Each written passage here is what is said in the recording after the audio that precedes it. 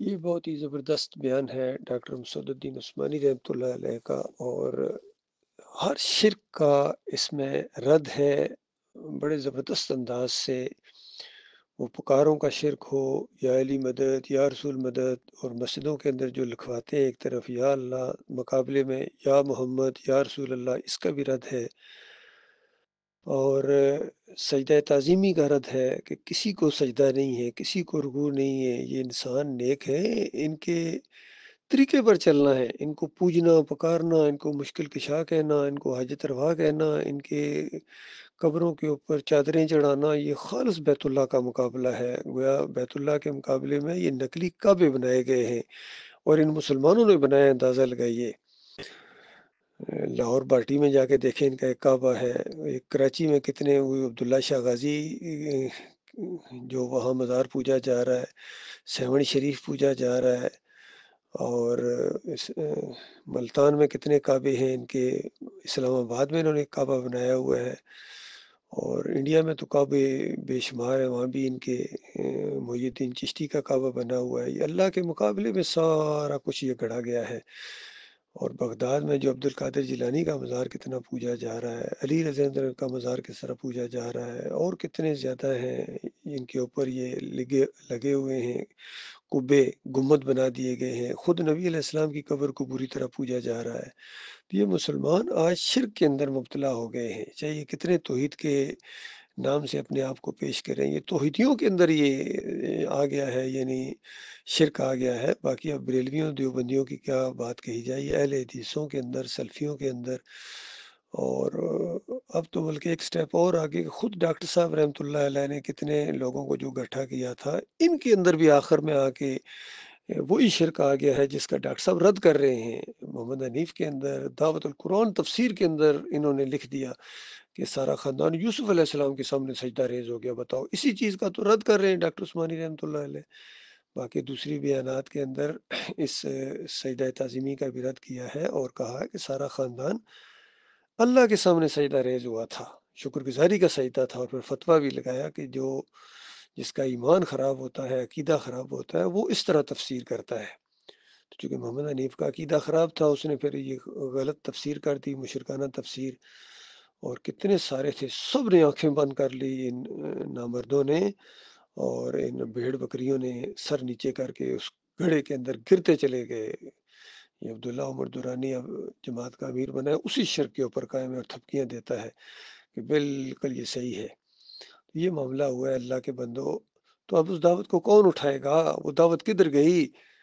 اور یہ جو کچھ گروپس کے اندر بھی بدلی ہو گئے ہیں، وہ اس نقطے کے اوپر کیوں نہیں اکٹھے ہوتے ہیں؟ خالص توحید کے اوپر، رد شرک کے اوپر، جو شرک اللہ کے لیے گالی ہے، اس کے لیے کون آگے بڑھے گا؟ اور کس طرح تم یہ اللہ کا دین کا کام مل کے، ڈاکٹر صاحب کہہ رہے ہیں مل کے کرو، اور یہ ٹکڑوں میں بنٹ کے کرنے کی کوشش کرتے ہیں، ہر ایک نے اپنی چھوٹی سی ایک وہ نازمیت بنائی ہوئی ہے۔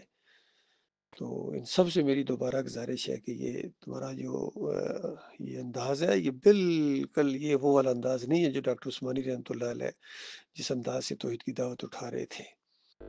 تو یہ سب اس پر غور کرو، یہ بڑا پیارا بیان ہے ڈاکٹر عثمانی رحمۃ اللہ علیہ کا۔ پھر زور دے رہے ہیں ڈاکٹر صاحب کہ دیکھو یہ آج ہر جگہ، اخباروں کے اندر، ٹی وی کے اندر، ہر جگہ جو ہے نا یہ شرک پھیلایا جا رہا ہے، فحاشی پھیلائی جا رہی ہے۔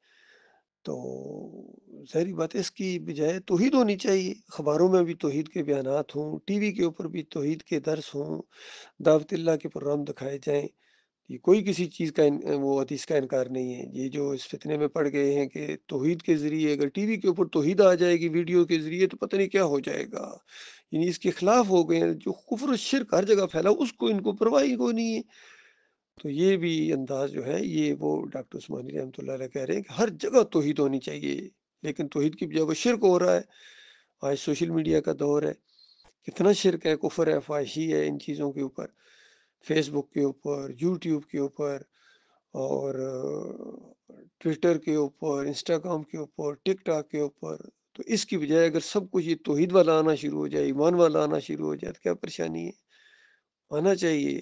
یہ ہمارے ساتھیوں کو اس پر کام کرنا چاہیے، اس میں اپنے اکاؤنٹ کھولیں، اور جو بھی توحید کی یہ بیانات ہیں ڈاکٹر صاحب کے ہیں یا دوسرے لوگ کریں، ان کو اپلوڈ کریں، اور پوری دنیا میں کفر و شرک پھیلا ہو اس کے خلاف آواز اٹھائیں، پوری مہم کی طرح ایک جماعت بن کے، تاکہ یہ کفر و شرک کا جنازہ اٹھے، اور اگر یہ مخلص مومن جم جائیں اس کے اوپر، اللہ کی مدد آئے گی، اور اللہ کی مدد مومنوں کے ساتھ ہوگی، اور اللہ تعالیٰ ان کوششوں کو کبھی ضائع نہیں کرے گا۔ دنیا میں بھی اللہ تعالیٰ مدد کرے گا اور کامیابی سے امکنار کرے گا۔ خلافت کا قیام اس طرح ہوگا۔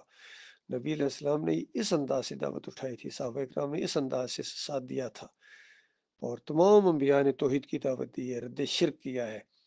باقی سارا کام اللہ نے کرنا ہے، آپ جماؤ دکھاؤ اس کے اوپر، اور خالص اللہ کی رضا کے لیے، آخرت کے لیے یہ ایک بازی کھیلو، ایک وقت ہے۔ تو اس معاملے میں جو بھی آگے بڑھنا چاہتا ہے، ان سے میری گزارش ہے کہ وہ رابطہ کریں، اور ہمارے جتنے بیانات آتے ہیں اس میں ٹیلی فون نمبر بھی ہوتا ہے، رابطے کے لیے ہوتا ہے، تاکہ مل کے اس طریقے سے اپنے اپنے علاقے میں بھی کام کریں، اور پھر ماہانہ پروگرام کریں، سیمائی پروگرام ہوں، 6 مہینے کے بعد ہوں، سال کے بعد گٹھا پروگرام ہو، سارے اسی نقطے کو اٹھائیں، اس میں کوئی اختلافات نہیں ہونا چاہیے۔ یہ جو چھوٹی چھوٹی باتوں پر یہ علیحدہ ہو گئے اور اپنے اپنے انہوں نے دھڑے بنا لیے، یہ بہت بڑا جرم ہے، یہ فرقہ بندی ہے، اور اگر اس پر زیادہ جماؤ دکھایا تو اس کو آگے جا کے بڑی مشکل میں پڑ جاؤ گے، دنیا کے اندر بھی اور آخرت کے اندر بھی۔ بہرحال میرا تو ان فرقوں سے کوئی تعلق نہیں ہے بھائی، میں ہاں کے پکارے میں اپنی یہ بات پیش کر رہا ہوں کہ اللہ تعالیٰ ہر گناہ کو معاف کرے، اور شرک سے اللہ کی پناہ مانگتا ہوں، اور میں شرک کا دشمن ہوں۔